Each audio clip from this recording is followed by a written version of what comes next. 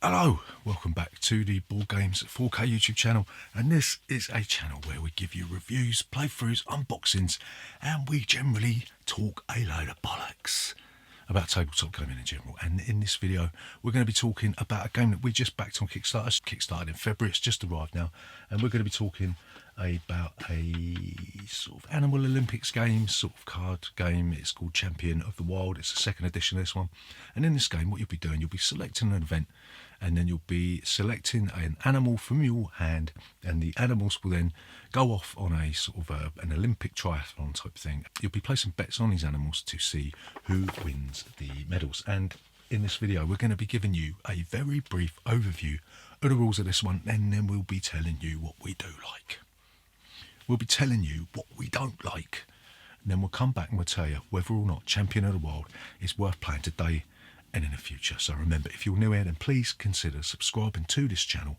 Leave a comment in that section down below, and we'll see you after this.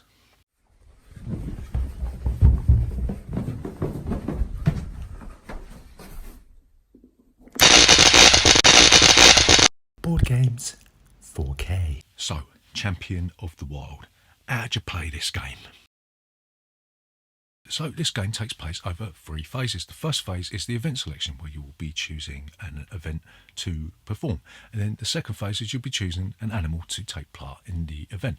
And then the third phase is the event itself, where you will be scoring the event. Right, so the first thing you'll do is you will choose an event. There's a randomizer deck you can use, and you'll be pulling a card out from the randomizer deck, and the event selector, who's randomly determined at the beginning of the game, will take the top 3 cards from that deck, and then will choose an event to perform. Right, and each event has different criteria. You may have sort of restrictions on flying, you may have restrictions on the amount of water that's available. There's all sorts of different restrictions that are on the card, and you'll have a bit of text on the card telling you what the sort of premise is on the event, and anything else that you need to know about what happens in the event. Right, so the second phase is the animal selection phase, and everyone is dealt a hand of 7 cards, and you will then choose an animal from your hand to represent you, the trainer, in all 3 of the events. And you'll see that each animal has got like statistics, a bit like a top trumps card essentially. You've got all these statistics about the weight, the height, the speed, and all that sort of thing. And you've got a bit of some facts at the bottom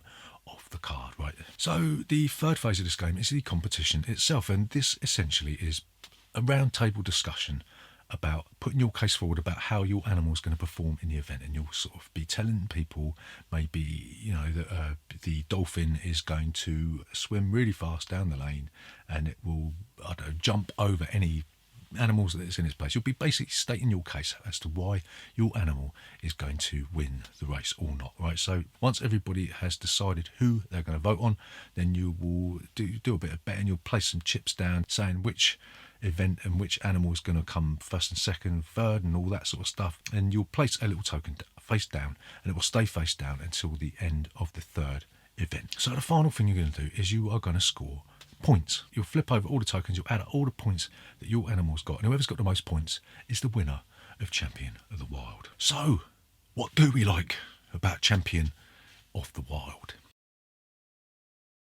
So the first thing that we really like about this game is the crazy theme. I mean, it's so outlandish, it's actually quite funny, right? So you've got these weird animals, all sorts of animals. You've got ants and dolphins and elephants and all sorts of these weird and wonderful animals taking place in these really weird events. You've got like events like demolishing a shed.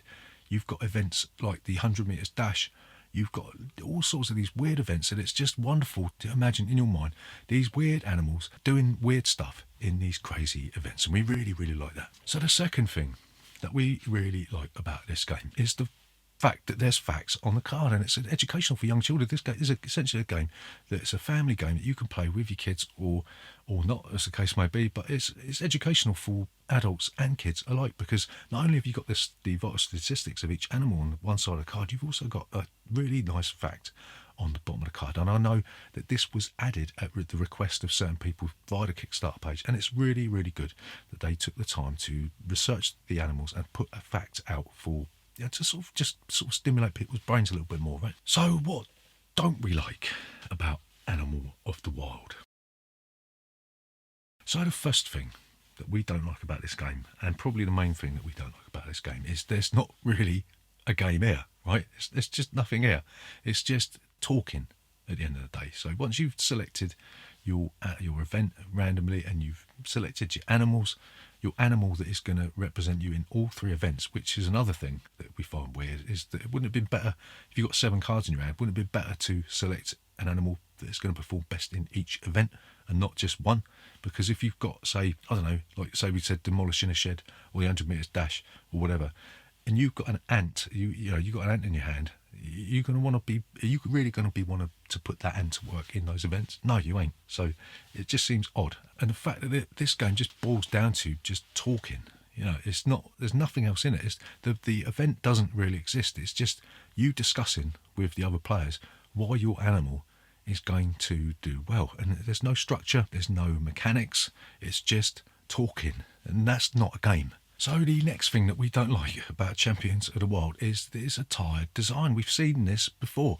We got Ultimate Showdown, and it's a similar game where you'll be pitching these different celebrities or cartoon characters or whoever against each other in a fight.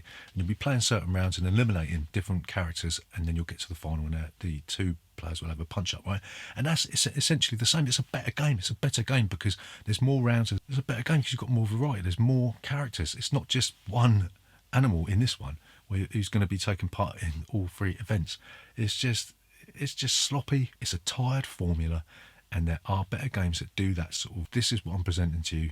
Do you think it's the better than the others? Right? You've got games like Fun Employed that do that better, and it suffers from that same thing that sort of 2 Realms and a Boom suffers from. Is that people don't really know what to do. You're sort of playing this game, and it's like, well, now we've got to discuss why our animal is better than yours. And it's a case where certain people, if they're not too outgoing or they haven't got a sort of a comedic streak in them, they're sitting there going, well, I don't know.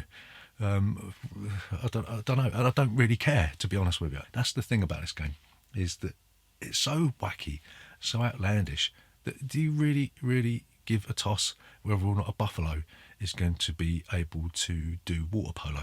No. So there's no game here. There's no game. So to summarise, is Champions of the Wild worth playing today and in the future? So we're going to say no.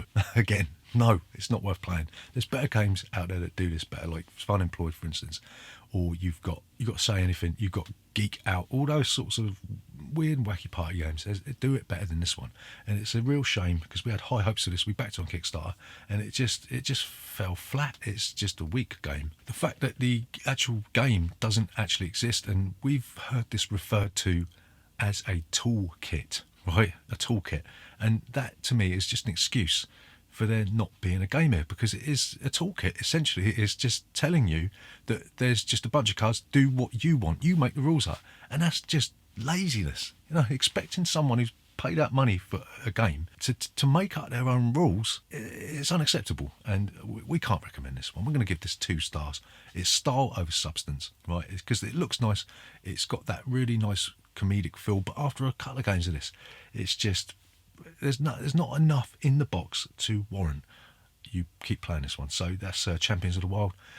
We don't recommend this one. Go and look for alternative party games like Wits and Wagers, Say Anything, Fun Employed, all that sort of stuff, and avoid. Remember, if you're new here, then please consider subscribing to this channel, leave a comment in that section down below, and we'll see you next time.